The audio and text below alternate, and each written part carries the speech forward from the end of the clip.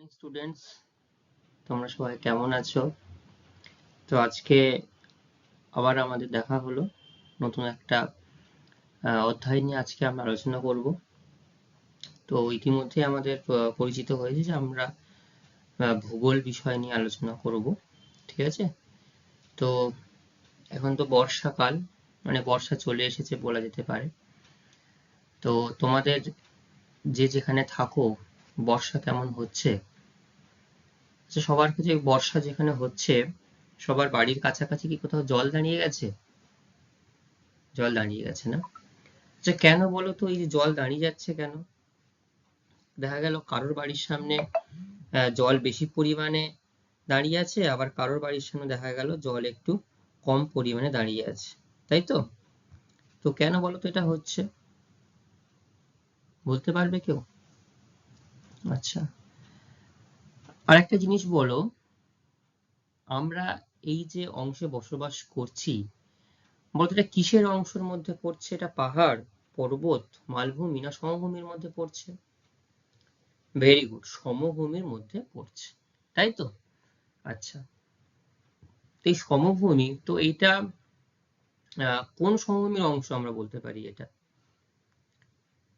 গঙ্গা সমভূমির অংশ, তাই তো? অর্থাৎ গঙ্গা নদী যে উচ্চ অংশ থেকে এবং মধ্যবর্তী অংশ থেকে, মানে উচ্চগতি মধ্যগতিতে যে পরিমাণ আহ ক্ষয় করেছিল, সেটা এখানটায় এসে সঞ্চয় করছে। বিভিন্ন নুড়ি, কাঁকড়, পলি, কাদা ধীরে ধীরে ধীরে ধীরে এখানে সঞ্চয় হচ্ছে, তাই তো?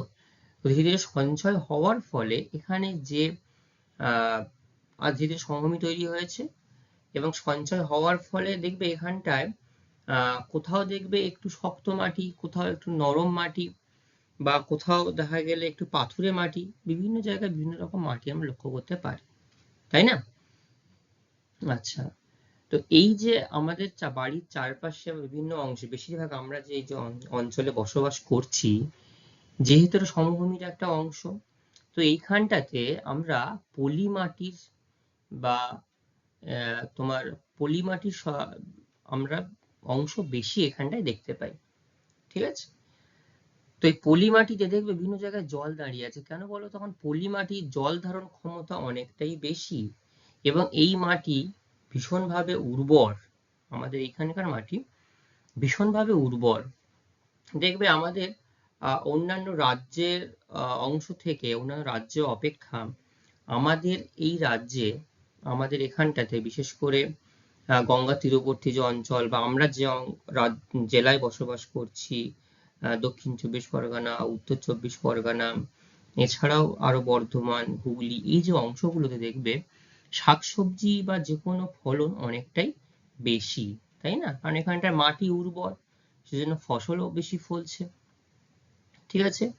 তো আজকে আহ, আমরা কি বিষয় নিয়ে আলোচনা করছি? আজকে আমরা আলোচনা করব হচ্ছে ভারতবর্ষের মৃত্তিকা, ঠিক আছে? তো তোমরা সবাই দশম শ্রেণীতে পড়ছো, দশম শ্রেণীর ভূগোলের ভারতবর্ষের মৃত্তিকা নিয়ে আজকে আমরা আলোচনা করব।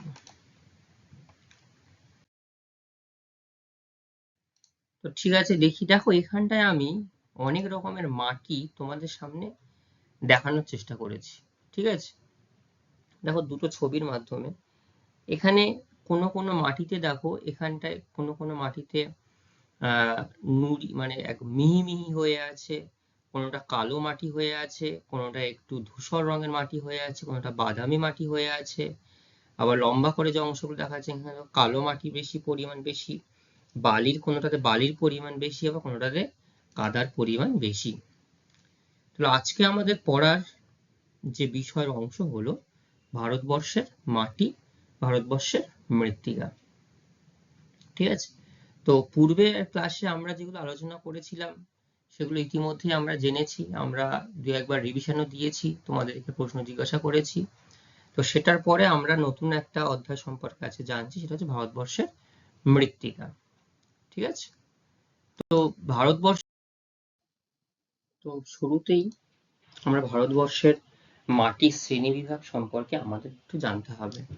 কারণ ভারতবর্ষের মাটির শ্রেণীবিভাগ কেন জানতে হবে? কারণ এত বৃহৎ একটি দেশ ভারতবর্ষ, এই ভারতবর্ষে সব জায়গাতে, সকল জায়গায় এক ধরনের মাটি কিন্তু দেখা যায় না, ঠিক আছে? বিভিন্ন ধরনের মাটি বিভিন্ন জায়গায় লক্ষ্য করা যায়।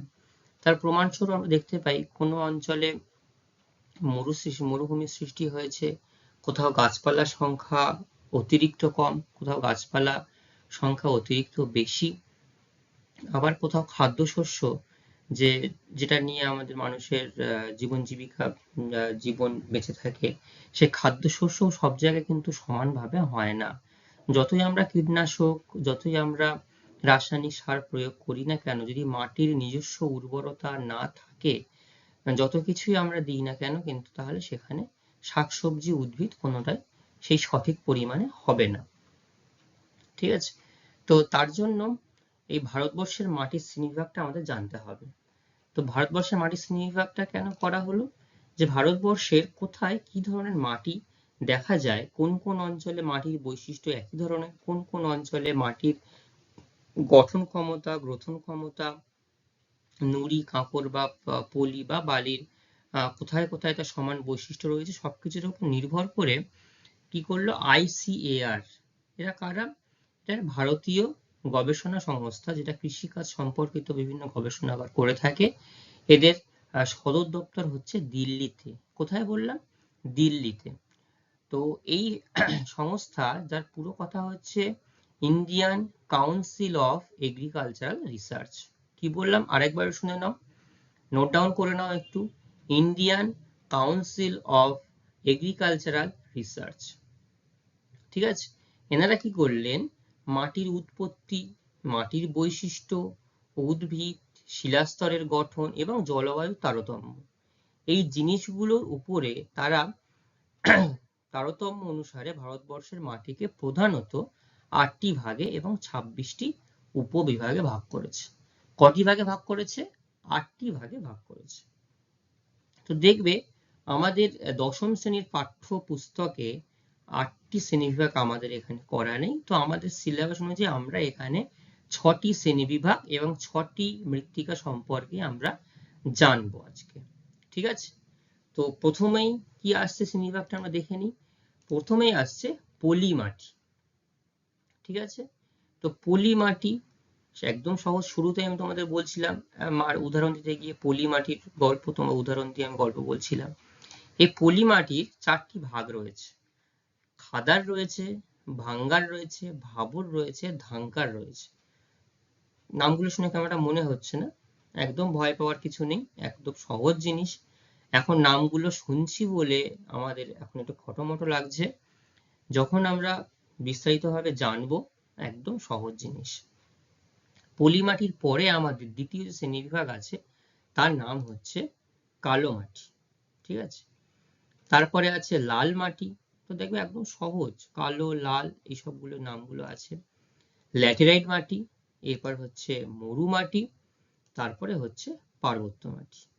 তো এই যে শ্রেণীবিভাগ তোমাদের সামনে দেখালাম বা বললাম, এগুলো ভারতবর্ষের কোথায় কোথায় দেখতে পাওয়া যায়, ঠিক আছে? শুরুতেই যদি আমি পলি মাটির কথা এখানে বলে থাকি, দেখো পলি মাটিতে এখানটাতে ভারতবর্ষের মধ্যে সব থেকে বেশি অঞ্চল জুড়ে এই পলি মাটির প্রাধান্য লক্ষ্য করা যায়। প্রায় ভারতবর্ষের 46% অংশ জুড়ে কিন্তু পলি মাটি দেখতে পাওয়া যায়। কোথায় কোথায় রয়েছে পলি মাটি? দেখো তোমরা সহজেই দেখতে পাবে, এই যে সবুজ যে অংশ, দেখো পাঞ্জাব, হরিয়ানা, দিল্লি, উত্তরপ্রদেশ, বিহার, পশ্চিমবঙ্গ, এদিকে আসাম, এই অংশগুলোতে কিন্তু এই পলি মাটির প্রভাব বেশি পরিমাণে আমরা লক্ষ্য করতে পারি, ঠিক আছে? পলি মাটি গেল, এর মধ্যে ভাগগুলো রয়েছে পরে আমরা জানছি। কালো মাটি 2 নম্বরে, দেখো কালো মাটি ম্যাপের মধ্যেও দেখো একটু ধূসর রঙের ছবি দিয়ে বর্ণনা করা হয়েছে। এই কালো মাটি হচ্ছে দ্বিতীয় সর্বোচ্চ অঞ্চল জুড়ে কালো মাটির বিস্তার আমরা লক্ষ্য করতে পারি। তো এর অংশ কত? 16.6% হচ্ছে অংশ, ঠিক আছে? কোথায় কোথায় লক্ষ্য করতে পারছি? দেখো মহারাষ্ট্রের প্রায় বেশিরভাগ অংশ জুড়েই আমাদের কিন্তু এই কালো মাটি লক্ষ্য করা যায়। এছাড়া রয়েছে মধ্যপ্রদেশের বেশ খানিকটা অংশ জুড়ে রয়েছে, গুজরাট রয়েছে, গুজরাটের অনেকটাই অংশ জুড়ে রয়েছে, তেলেঙ্গানা এবং অন্ধ্রপ্রদেশের অল্প অল্প অংশ জুড়ে আমরা এই কালো মাটি লক্ষ্য করতে পারি। ঠিক আছে, তো এই অংশগুলোতে আমরা কালো মাটি দেখতে পাচ্ছি। 3 নম্বর হচ্ছে আমাদের লাল মাটি। লাল মাটির অংশ কত? 10.6%। ঠিক আছে, তো দেখো লাল মাটি যে অংশগুলো রয়েছে, লাল মাটি দেখো এই যে হালকা কালারটি দেখানো হয়েছে, মহারাষ্ট্রের অল্প কিছু অংশ, কর্ণাটক, অন্ধ্রপ্রদেশ, তামিলনাড়ু, কেরালার কিছু অংশ, উড়িষ্যা, ছত্তিশগড়, ঝাড়খণ্ড, কিছু কিছু অংশ এখানটাতে তোমার লাল মাটি হিসাবে দেখানো হয়েছে। ঠিক আছে, এবার এই দেখানো হয়েছে মানে এই রাজ্যগুলোতেই এই লাল মাটি দেখতে পাওয়া যায়। ঠিক আছে, এরপরে 4 নম্বর আসছি আমরা ল্যাটেরাইট মাটি। দেখো ল্যাটেরাইট মাটিটা একটু, যেহেতু এতে ইটের পরিমাণটা বেশি থাকে, তো লালের পরিমাণটা বেশি থাকে, সেজন্য দেখো এই যে অংশ জুড়ে একদম উপকূল অংশ, গোয়ার কাছ দিয়ে তামিলনাড়ুর উপকূল কিছু অংশ এবং খাপছাড়া বিভিন্ন অংশে, এদিকে আসাম, মেঘালয়, মণিপুরের কাছে, ঝাড়খণ্ডের কাছে কিছু, পশ্চিমবঙ্গের অল্প সেরকম দেখা যায় না, কিছু কিছু অংশ, কাছাকাছি কিছু অংশ জুড়ে এই ল্যাটেরাইট মাটি বিক্ষিপ্ত ভাবে দেখা যায়। এর পরিমাণ হচ্ছে মাত্র 8%। ঠিক আছে, তো আমরা 4টে বললাম। 5 নম্বর হচ্ছে মরু মাটি। দেখো মরু মাটি কতটুকু অংশ রয়েছে? 4.3%, 4.3%। কোথায় আছে? মরু।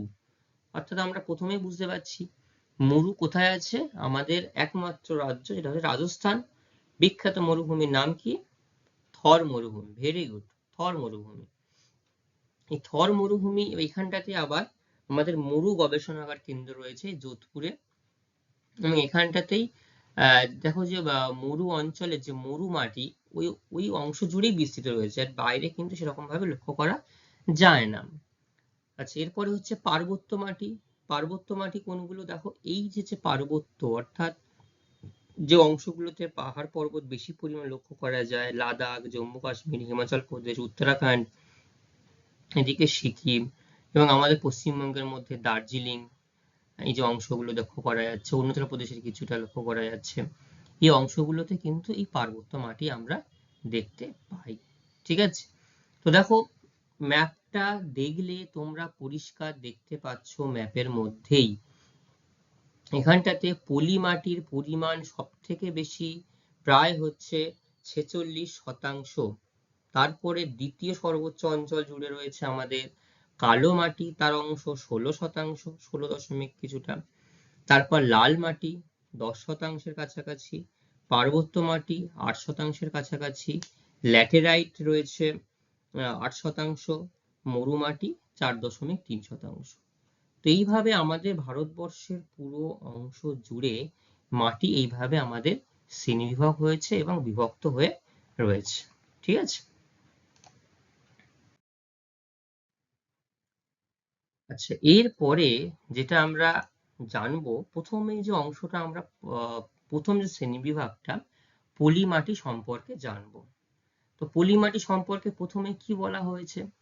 এটি হচ্ছে ভারতবর্ষের প্রধান মাটি। কোথায় কোথায় লক্ষ্য করা যাচ্ছে?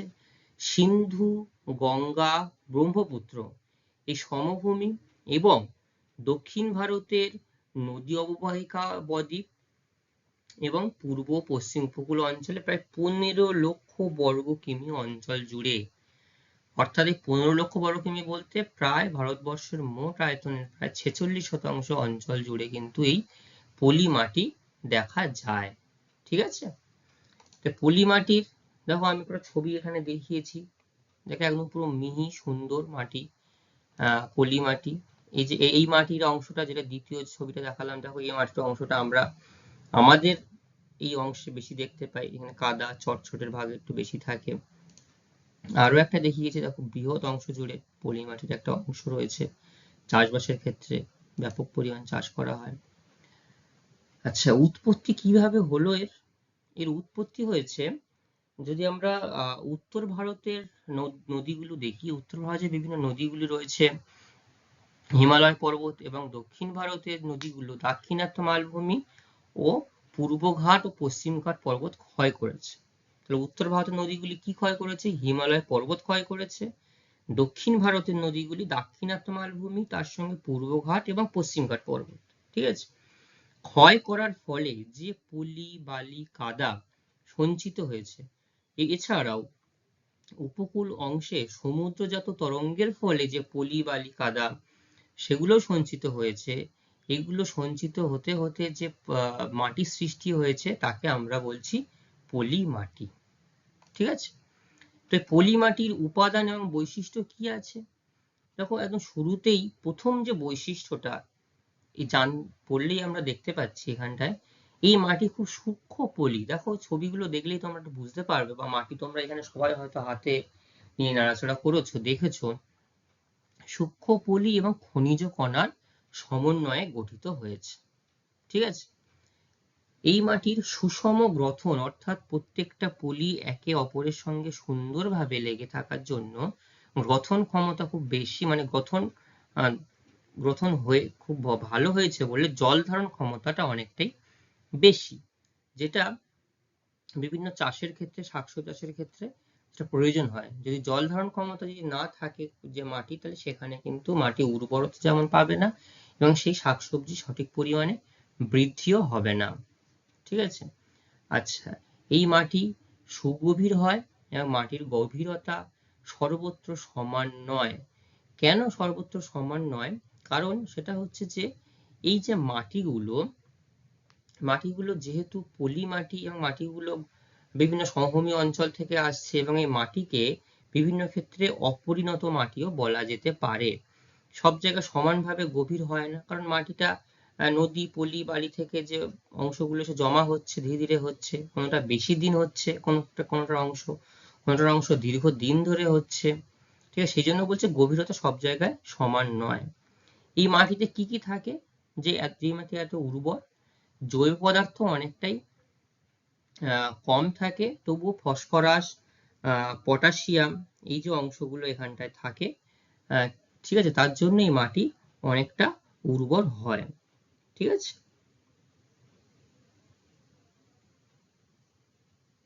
আচ্ছা, তো সূক্ষ্ম যেটা আমরা প্রথমে বললাম, তো বৈশিষ্ট্যগুলো তোমরা সবাই বুঝতে পেরেছো, কারোর কোনো বুঝতে অসুবিধা হয়নি?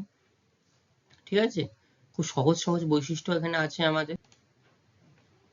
এবং সবচেয়ে শেষ যে অংশটা রয়েছে সেটা হচ্ছে যে মাটির স্তর, যেটা আমি আলোচনা করছিলাম, মাটির স্তরগুলি সুস্পষ্ট এবং সুগঠিত নয় বলে এটা আঞ্চলিক মাটি বা অপরিণত মাটিও আমরা বলতে পারি। ঠিক আছে, তাহলে এই গেল আমাদের পলি মাটি সম্পর্কে ধারণা। এই পলি মাটিতেই কিন্তু সব থেকে বেশি গাছপালা, সব থেকে বেশি খাদ্য, শস্য ভাণ্ডার, এবং এই পলি মাটিকেই কিন্তু আরেকটা নাম আছে, এটাকে আমরা শস্য ভাণ্ডার বলতে পারি। ঠিক আছে, তো পলি মাটির কি আছে? পলি মাটির যে আমরা ভাগগুলো প্রথমে বলেছিলাম, পলি মাটির ভাগগুলো প্রথমে আমরা জানবো। পলি মাটিকে প্রধানত 4টি ভাগে ভাগ করা হচ্ছে। প্রথম যে ভাগ, সে ভাগটার নাম কি? প্রথম যে ভাগ, সেই ভাগটার নাম হচ্ছে খাদার। ঠিক আছে, দেখো কি বলছে, প্রায় বন্যার ফলে নদী অববাহিকায় ধূসর রঙের খুবই উর্বর পলি মাটিকে খাদার বলে।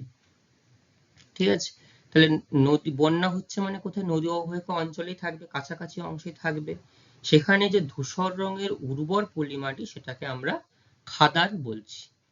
2 নম্বর কি আছে? ভাঙ্গার। কোথায় আছে? খাদারের অংশ যখন হয়ে গেল, ঠিক এর পরে নদী থেকে একটু দূরবর্তী অঞ্চলে মাঝে মাঝে যেখানে বন্যা হবে, মাঝে মাঝে বন্যা হলে সেখানে যে পলি মাটিগুলো থিতিয়ে পড়বে এবং খানিকটা লালচে রঙের উর্বর যে প্রাচীন পলি মাটি, সেটাকে ভাঙ্গার বলা হয়। তাহলে প্রাচীন পলি মাটির নাম কি? প্রাচীন পলি মাটির নাম কিন্তু ভাঙ্গার। ঠিক আছে, আর নবীন পলি মাটির নাম কি? সেটা হচ্ছে খাদার। তাহলে দুটো হলো, খাদার হলো, ভাঙ্গার হলো। এবার হচ্ছে ভাবর। ভাবর কোথায় দেখতে পাওয়া যায়? তরাই অঞ্চলে হিমালয়ের পাদদেশে নুড়ি ও কাঁকর মিশ্রিত পলি মাটিকে ভাবর বলছে। নির্দিষ্ট অংশ বলে দেওয়া হয়েছে, তরাই অঞ্চল এবং হিমালয়ের পাদদেশ অঞ্চলে যেখানে নুড়ি এবং কাঁকর মিশ্রিত রয়েছে, সেই পলি মাটিকে আমরা বলছি ভাবর। ধাংকার। ধাংকার কাকে বলছে? উচ্চ গঙ্গা সমভূমিতে জলাভূমির পলি মাটিকে ধাংকার বলা হয়। তাহলে যেখানে গঙ্গা সমভূমির যে উচ্চ যে অংশ রয়েছে সেই অংশ যেখানটাতে জলাভূমির পার্শ্ববর্তী ও কাছাকাছি যে অংশ সেখানে যে পলি মাটি দেখা যায় তাকে আমরা ধাংকার বলছি। আচ্ছা, এই যে পলি মাটি পড়লাম, এই পলি মাটির গুরুত্ব কি আছে এতক্ষণ তো পড়লাম, কি কি গুরুত্ব আছে? দেখো, পলি মাটি যে অঞ্চল এটা হচ্ছে ভারতের খাদ্য ভাণ্ডার, যেটা আমি তোমাদের বারবার বলছি। এই মাটি সর্বত্র ধান, পাট, আখ, শাকসবজি, আলু, তৈলবীজ এবং বিভিন্ন উপকূলীয় অংশে তরমুজ, শসা, কাজু বাদাম চাষ হয়। দেখো, সব ধরনের শাকসবজি কিন্তু এখানে চাষের কথা বলা হয়েছে। ঠিক আছে, দেখো এই যে ধান আমাদের প্রধান খাদ্যশস্য, ধান, তার একটা ছবি আমি এখানে দিয়েছি।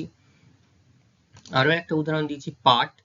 দেখো, এই পাট হচ্ছে আমাদের জীবনের অঙ্গাঙ্গিভাবে জড়িত বিভিন্ন জিনিসের ক্ষেত্রে, ব্যাগের থেকে শুরু করে, বস্তা থেকে শুরু করে, চালের বস্তা থেকে শুরু করে, আরো দড়ি থেকে শুরু করে বিভিন্ন কাজে কিন্তু আমাদের এই পাটের ব্যবহার ব্যাপক। তো এই প্রধান দুটি যে অংশ, এটা কিন্তু এই পলি মাটিতেই বেশি পরিমাণে গড়ে ওঠে, তৈরি হয়। ঠিক আছে, আচ্ছা, এর পরে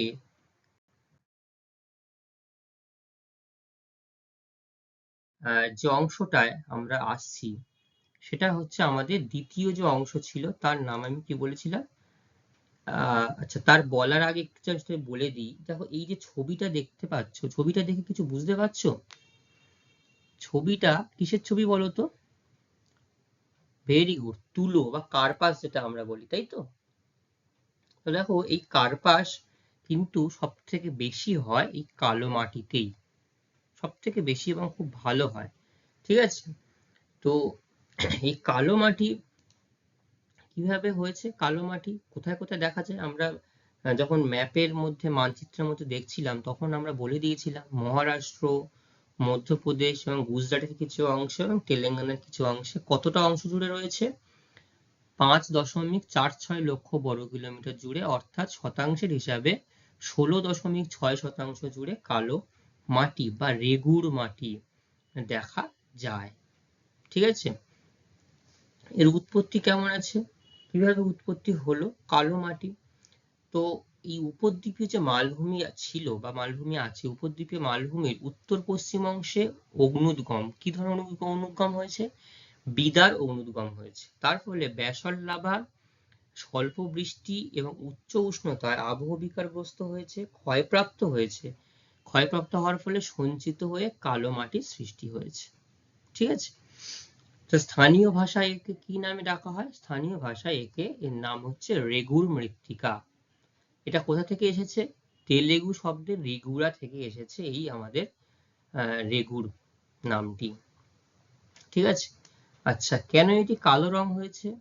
ব্যাসল্ট, নিস, সিস্ট শিলাজাতি মাটিতে টাইটানিয়াম অক্সাইড এবং জৈব যৌগের জন্য এই মাটির রং কালো হয়েছে। ঠিক আছে, এই মাটিতে পলি এবং কাদার পরিমাণ অনেকটাই বেশি, 50 থেকে 80% থাকে। সেই জন্য এই মাটি অনেকটাই উর্বর। মানে পলি মাটির পরবর্তী যদি কোনো মাটি বলা হয় উর্বরতার দিক থেকে, তাহলে কিন্তু এই কালো মাটি বা কৃষ্ণ মৃত্তিকায় আমাদেরকে নাম করতে হবে। আচ্ছা, আর্দ্র অবস্থায় এই মাটি খুব চটচটে হয়, আবার শুষ্ক অবস্থায় এই মাটি বেশ শক্ত এবং ফাটল ধরে কোনো কোনো অংশে। ঠিক আছে, আচ্ছা, গুরুত্ব কি হিসাবে? গুরুত্ব হচ্ছে তুলো চাষ এই অংশে ভালো হয়। এছাড়াও আখ, বিভিন্ন তৈলবীজ, বিভিন্ন অংশ এখানটায় আমরা দেখতে পাই চাষ হিসাবে। তো দেখো, এখানটাতে প্রথমেই যে রাজ্যগুলো বলা হয়েছে মহারাষ্ট্র, মধ্যপ্রদেশ, গুজরাট। তো এখানটায় একটা জিনিস আমি জাস্ট একটু তোমাদেরকে উদাহরণস্বরূপ বলতে পারি। গুজরাটের যে আমেদাবাদ শহরটা রয়েছে, সে আমেদাবাদ শহরটাকে কি বলা হয় বলতো? একটা নির্দিষ্ট নাম রয়েছে। আমেদাবাদকে ভারতের ম্যানচেস্টার বলা হয়। ঠিক আছে, তো ম্যানচেস্টার কেন বলা হয়? কারণ এখানে মানে এইখানটাতে ম্যানচেস্টার বলা হয় এই জন্যই, যেখানটাতে ইংল্যান্ডের ম্যানচেস্টার নামে একটা শহর রয়েছে, শহরে যেমন বস্ত্র শিল্পের ব্যাপকভাবে প্রসার ঘটেছে, একই রকম ভাবে এইখানটাতেও বস্ত্র শিল্প অর্থাৎ তুলো, সুতো এবং বস্ত্রের যে ব্যাপক রকম ভাবে একটা চাহিদা লক্ষ্য করা যায় এবং এখানটায় তৈরি করা, উৎপাদন করা, তো বড় কথা হচ্ছে এখানটা উৎপাদন করা হয়। ঠিক আছে, সেই জন্যই এই আহমেদাবাদকে ভারতের ম্যানচেস্টার নামে চিহ্নিত করা হয়। এবং দেখো তার সব থেকে বড় কারণ কিন্তু দেখো গুজরাটের একদম দক্ষিণ দিকের যে অংশ সেখানে দেখো কৃষ্ণ মৃত্তিকা এবং কালো মাটি এবং তার সংলগ্ন মহারাষ্ট্র, তার কাছাকাছি অংশ, মধ্যপ্রদেশের কিছু কিছু অংশে ব্যাপক পরিমাণে কিন্তু তুলো চাষ হচ্ছে এবং যা কিছু তুলো চাষ হচ্ছে সবটাই কিন্তু চলে যাচ্ছে এই গুজরাটের আহমেদাবাদ শহরের কাছে এবং সেখান থেকে এইখান থেকে প্রক্রিয়াজাত বিভিন্ন প্রক্রিয়াজাত অংশগুলো রয়েছে সেখান থেকে সুতো এবং কাপড় বা বস্ত্র শিল্প ব্যাপক আকার ধারণ করেছে। ঠিক আছে, সেই জন্য এই আহমেদাবাদকে ভারতের ম্যানচেস্টার বলা হয়। ঠিক আছে, তো এটা যখন আবার ভারতবর্ষের শিল্প যখন পড়া হবে, জানা হবে, তখন দেখবে খুব বিস্তারিত ভাবে এটাকে আমরা আবার জানতে পারবো। ঠিক আছে, আচ্ছা, কালো মাটি গেল। এরপরে 3 নম্বর যে মৃত্তিকা রয়েছে তার নাম হচ্ছে আমাদের, যেখানে এগুলো বলা হয়েছে,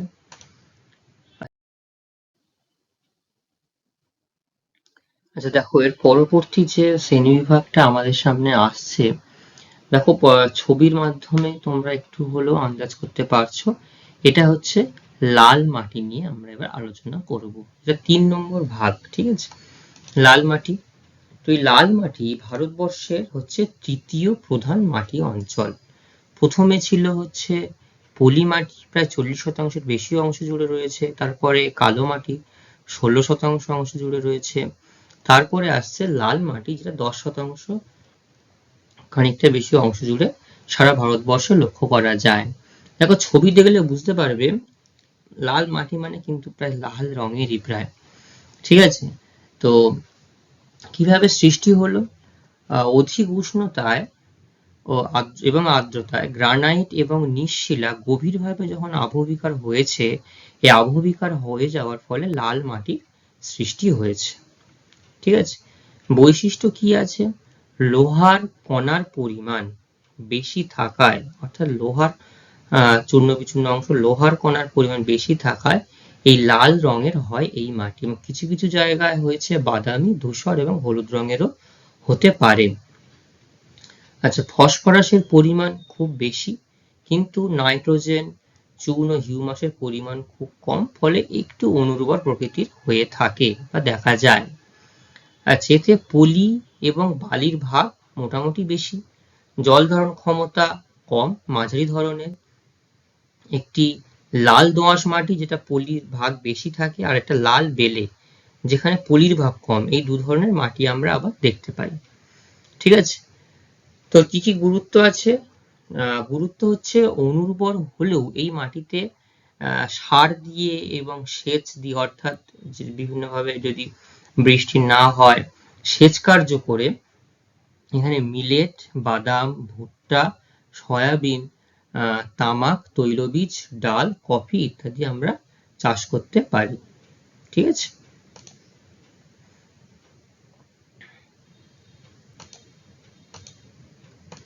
আচ্ছা দেখুন এরপরে যে অংশটা আমরা যাব সেটা দেখো, এরপরে কি আছে? এরপরে হচ্ছে আমাদের পরবর্তী যে ভাগ সেটা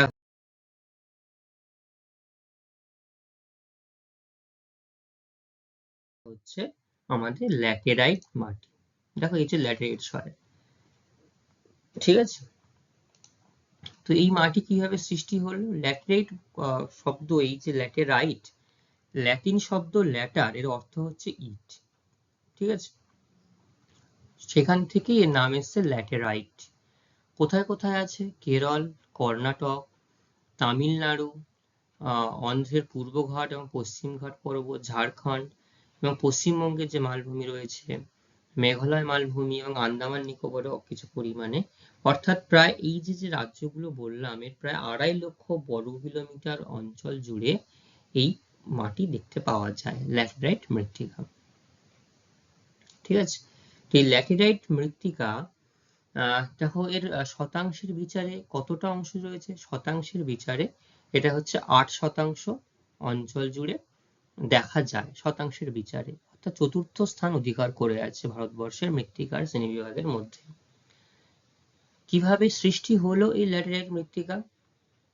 দেখো, বর্ষাকালে বৃষ্টির ফলে ধৌত প্রক্রিয়ায় পৃষ্ঠস্তরের যে বালি রয়েছে এবং ক্যালসিয়াম, পটাশিয়াম, সোডিয়াম, ক্ষারীয় পদার্থ নিচের কিছু অংশে চলে গেছে, অপসৃত হয়ে গেছে, এবং শুষ্ক ঋতুতে আবার সেই পৃষ্ঠস্তরে যেগুলো দ্রবণীত হয়নি সেই লোহা এবং অ্যালুমিনিয়াম অক্সাইড এবং হাইড্রক্সাইড জমাট বেঁধে এই ল্যাটেরাইট মৃত্তিকার সৃষ্টি হয়েছে। ঠিক আছে, অর্থাৎ সংজ্ঞাটা আবার কিভাবে সৃষ্টি হলো, দেখা গেল যে ধৌত প্রক্রিয়া মানে যেটা বৃষ্টির জলে হতে পারে, ধৌত প্রক্রিয়ার ফলে উপরের স্তরের বালি, ক্যালসিয়াম, পটাশিয়াম যা যা অংশগুলো ছিল নিচের স্তরে যখন চলে গেল, কিন্তু কিছু অংশগুলো শুষ্ক ঋতুতে কি করলো, যে অংশগুলো গেল না, দ্রবণীত হলো না, তার মধ্যে কি কি পড়ছে, লোহা আছে এবং অ্যালুমিনিয়াম আছে, এই এবং হাইড্রক্সাইড, এই তিনটি অংশ জমাট বেঁধে কিন্তু ল্যাটেরাইট মৃত্তিকা সৃষ্টি হয়েছে। এখানটা যেটা আমি জাস্ট বলতে গিয়ে থেমে যাচ্ছিলাম, এখানটা হচ্ছে, এখানে যেমন দেখতে পাচ্ছি এই অংশে লোহা এবং অ্যালুমিনিয়াম অক্সাইড দুটোই লক্ষ্য করা যাচ্ছে, কিন্তু লাল মাটির ক্ষেত্রে শুধু কিন্তু লোহার পরিমাণটাই বেশি ছিল, সেই জন্য লাল মৃত্তিকা ছিল এবং লোহা অ্যালুমিনিয়াম এখানে আছে বলে এটা ল্যাটেরাইট হয়ে গেল।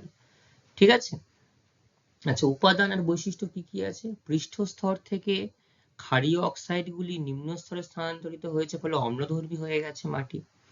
ঠিক আছে, চুন, ফসফরাস, নাইট্রোজেন খুবই কম, জৈব পদার্থ হয় বলেই মাটি অনুর্বর হয়। ঠিক আছে, জৈব পদার্থ না থাকলে মাটি সেরকম ভাবে উর্বর হয় না। দেখবে আমরা ছোট থেকে একটা জিনিস বলি, এখানটা জাস্ট একটু মনে আসলো বলে বলি, কৃষকের বন্ধু কে বলতো, কৃষকের বন্ধু হিসাবে কেঁচোকে আমরা বলে থাকি, কারণ কেঁচো এই যে মাটির মধ্যেকার যে তাদের মধ্যে যে থাকে বা বসবাস করে, সেখানে যে অংশে বিভিন্ন তারা এক জায়গা থেকে আরেক জায়গায় যায় এবং তাদের যে মাটিকে খুঁড়ে খুঁড়ে খুঁড়ে খুঁড়ে তার নিচের দিকে প্রবেশ করে, ফলে মাটি উর্বর হয়ে যায়। ঠিক আছে, মাটিতে তোমার বাতাস ধারণের ক্ষমতা যখন বেড়ে তখন উর্বর হয়ে যায় মাটি। আচ্ছা, এখানটায় আর কি কি আছে, লোহা, অ্যালুমিনিয়াম, পটাশ অক্সাইড হলো এই মাটির প্রধান উপকরণ। কি কি বললাম, লোহা আছে, অ্যালুমিনিয়াম আছে, পটাশ অক্সাইড আছে, এগুলো হচ্ছে মাটির প্রধান উপকরণ। এর জন্য মাটি লাল হতে পারে, বাদামি হতে পারে, আবার হলদে রঙেরও হতে পারে।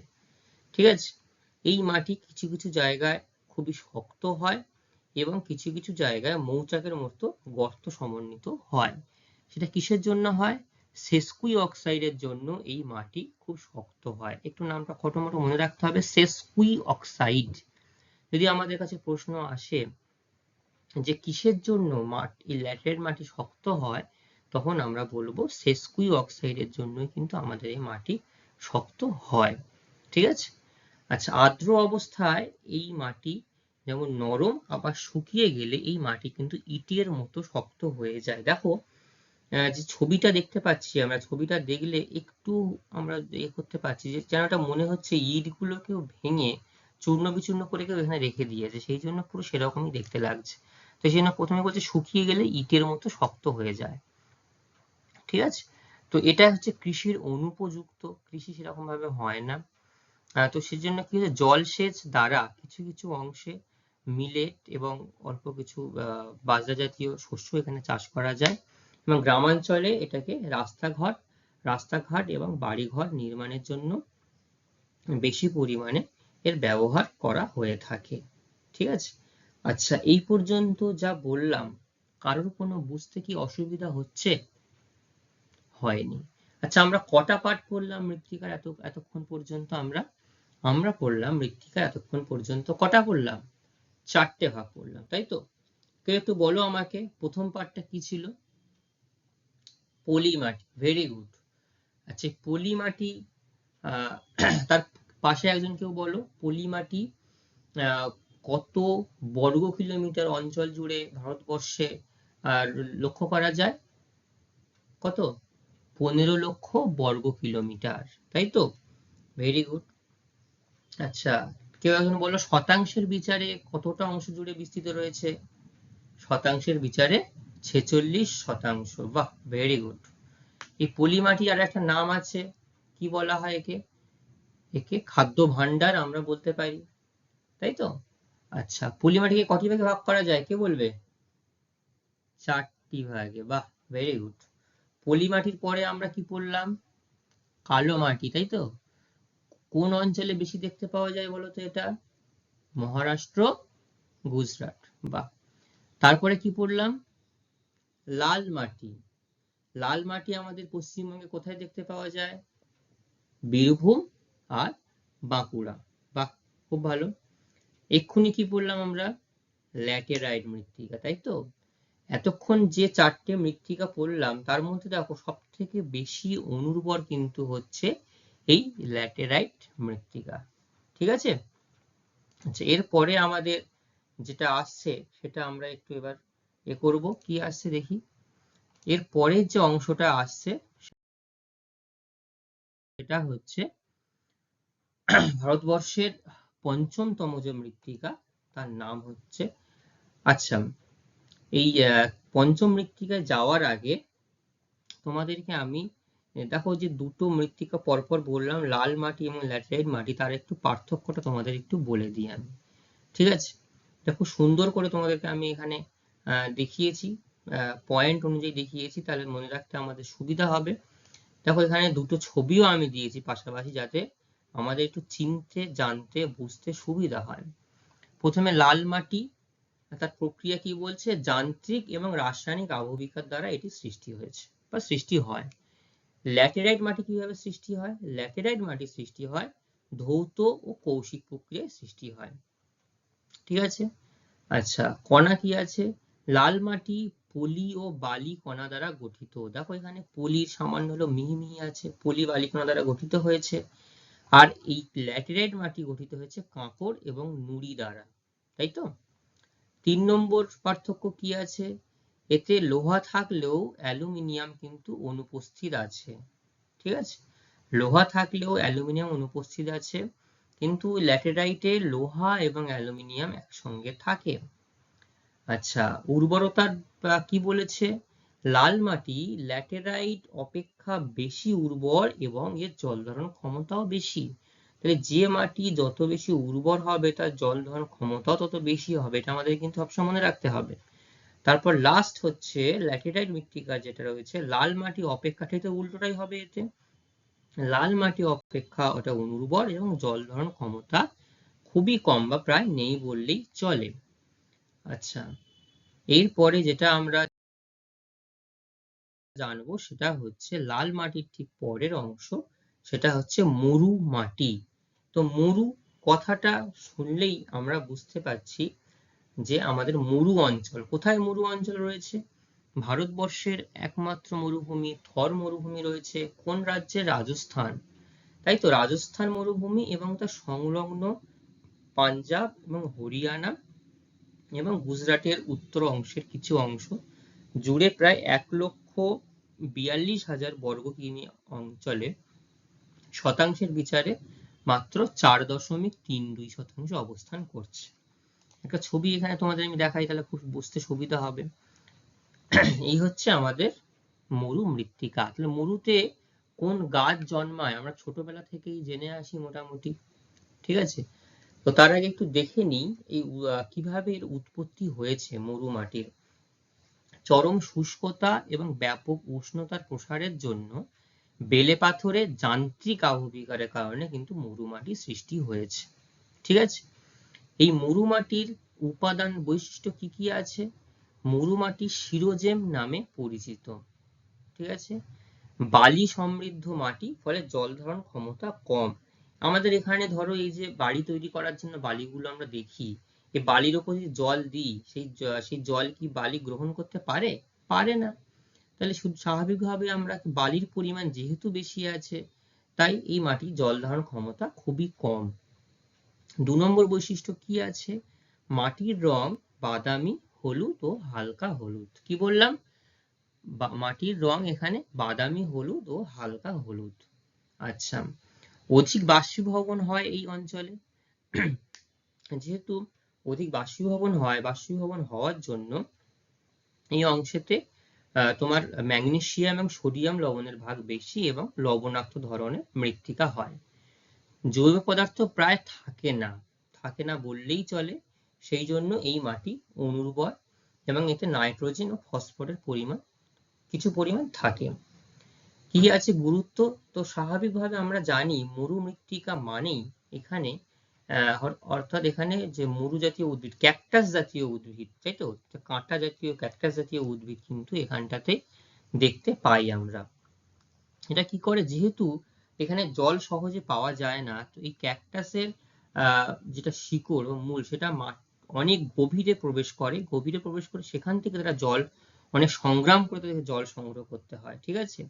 আর এদের গায়ে কাঁটা কেন থাকে? কাঁটা থাকে এই জন্যই যাতে এই যে বাষ্পমোচনটা হবে, বাষ্পমোচনটা যাতে তাদের পাতা দিয়ে যাতে না বেরিয়ে যায়, সেজন্য তারা পাতাগুলোকে কিসে পরিণত করেছে? কাঁটায় রূপান্তরিত করেছে, তাই না? আচ্ছা, এই মাটিতে সেইভাবে চাষবাস আমরা করতে পারি না, তবু কিছু কিছু অংশে গম, যব, মিলেট, তুলা, এবং তাও সেগুলো যদি চাষ করতে পারি, সেগুলো জলসেচের মাধ্যমে সম্পূর্ণ ব্যাপক পরিমাণে জলসেচ করা হয়, খালের মাধ্যমে বা বিভিন্ন নদীর মাধ্যমে জলসেচ করা হয়, করে তারপরে আমরা এখানে চাষ করতে পারি, ঠিক আছে।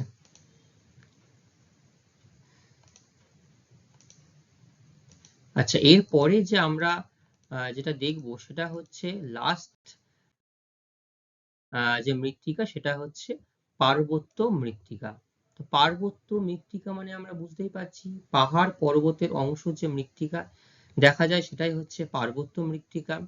কোথায় দেখা যায়? হিমালয় পর্বতমালা অংশ, পশ্চিমঘাট এবং নীলগিরি যে পর্বতমালাগুলো রয়েছে সেখানে, এবং তার অংশ কত? 8.7% অংশে আমরা এই পার্বত্য মৃত্তিকা দেখতে পাই। দেখো, এই যে পার্বত্য মৃত্তিকা দেখতে পেয়েছি, আমাদের মনে হতে পারে পর্বতের মধ্যে কি মাটি হয়? হতে পারে, হয়, সেটা খুব দীর্ঘদিন, অনেক দিন সময় লেগে যায়। এই যে পার্বত্য ভূমির উদ্ভিদের পাতা, ফুল, ফল বৃষ্টির জলে পচে যাচ্ছে, পচে গিয়ে হিউমাসের সৃষ্টি হচ্ছে, সৃষ্টি হয়ে কি হচ্ছে? মাটিতে গিয়ে যুক্ত হচ্ছে। এই যে পাহাড় যে ছোট ছোট নুড়ি, কাঁকর, পলি বালির সঙ্গে ধীরে ধীরে যুক্ত হচ্ছে, যুক্ত থাকার ফলে, এবং এখানে এই যে পাতা, গাছপালা যে পাতাগুলো পড়ছে, পড়ে একটা হিউমাসের সৃষ্টি হচ্ছে, ঠিক আছে। যে হওয়ার ফলে এখানে একটা পর্জল মাটি গড়ে ওঠে, ঠিক আছে। তো এর উপাদান বৈশিষ্ট্য কি কি আছে? এই মাটি জৈব দ্রব্য এবং বালি সমৃদ্ধ অম্লধর্মী, এটাও অম্লধর্মী মাটি, খুব একটা উর্বর নয়। উপরিস্তরে বালির আধিক্যের জন্য ধূসর রঙের হয়, কালচে বাদামি রঙেরও হতে পারে। এটি জৈব পদার্থ সমৃদ্ধ, পটাশ এবং ফসফরাস থাকে না, ফলে এটা অনুর্বর মাটি, সেই অর্থে এখানে দেখা যায় না। আচ্ছা, যেহেতু এটা পাহাড় পার্বত্য অঞ্চলে লক্ষ্য করা যায়, তাই এখানটাতে আমাদের চাষবাস বলতে গেলে এখানে কিছু ধাপ চাষ হয়। সেই ধাপ চাষের ক্ষেত্রে সব জায়গায় পার্বত্য ধাপ চাষ হয় না, কিছু কিছু অঞ্চলে বাগিচা শস্য চাষ করা যায়। সেটা হচ্ছে আমাদের চা, কফি এবং বিভিন্ন মশলা এখানে চাষ আমরা করতে পারি, ঠিক আছে। এতক্ষণ আমরা যা পড়লাম তার থেকে কিছু বাছাই করা গুরুত্বপূর্ণ কিছু প্রশ্ন আমি তোমাদের সামনে রাখছি। তো দেখো, প্রত্যেকটাই আমি পড়াতে পড়াতে তোমাদেরকে বলেছি, তোমরা খাতায় নোট ডাউনও করেছো। আরো একবার সবাই ভালো করে প্রশ্নগুলো একটু নোট ডাউন করে নাও। মাটির শ্রেণীবিভাগ আলোচনা করতে বলা হয়েছে, অর্থাৎ প্রথমে যে আমি শ্রেণীবিভাগটা বলেছি, মাটির শ্রেণীবিভাগটা করতে হবে। ICAR এর পুরো কথা কি, সদর দপ্তর কোথায়, এটা বলতে হবে। পলি মাটির উপাদান এবং বৈশিষ্ট্য আলোচনা করতে হবে, ঠিক আছে। পলি মাটির শ্রেণীবিভাগ করতে হবে, এতে 4টি শ্রেণীবিভাগ আছে: ভাঙ্গার, খাদার, ভাবর। কালো মাটি কোন কোন অঞ্চলে দেখতে পাওয়া যায় সেটা বলতে হবে। কালো মাটির গুরুত্ব আলোচনা করতে হবে। পার্বত্য মাটি কিভাবে সৃষ্টি হয় সেটা আলোচনা করতে হবে। লাল মাটি এবং ল্যাটেরাইট মাটির মধ্যে পার্থক্য, দেখো পার্থক্যটা খুব সুন্দর করে আমি তোমাদেরকে বলেছি, এবং এটা কিন্তু একবার দেখলেই তোমাদের মাথায় থেকে যাবে। ল্যাটেরাইট মাটির ব্যবহার লেখো, লাল মাটির উপাদান ও বৈশিষ্ট্য লেখো, মরু মাটির উপাদান ও বৈশিষ্ট্য উল্লেখ করো, এবং পার্বত্য মাটিতে কি ধরনের ফসল চাষ করা যায় সেটা আলোচনা করতে হবে, ঠিক আছে। দেখো এই প্রশ্নগুলো তোমরা প্রত্যেকেই পরের দিন সবার খাতায় সুন্দর করে লিখে নিয়ে আসবে, ঠিক আছে? আমি পরের দিন যে কোনো কাউকে জিজ্ঞাসা করতে পারি যে কে কে লিখে এনেছো, আমি প্রত্যেকের খাতায় চেক করব, ঠিক আছে? সবাই এটাকে ভালো করে জেনে আসবে। তো আজকে আমরা ভারতবর্ষের মাটি সম্পর্কে বিস্তৃতভাবে জেনেছি। পরবর্তী ক্লাসে আবার পরবর্তী অধ্যায় সম্পর্কে আমরা জানবো। তো আজকের জন্য ক্লাস এখানেই শেষ। পরবর্তী কোনো ক্লাসে আবার আমাদের দেখা হবে। ধন্যবাদ সকলকে।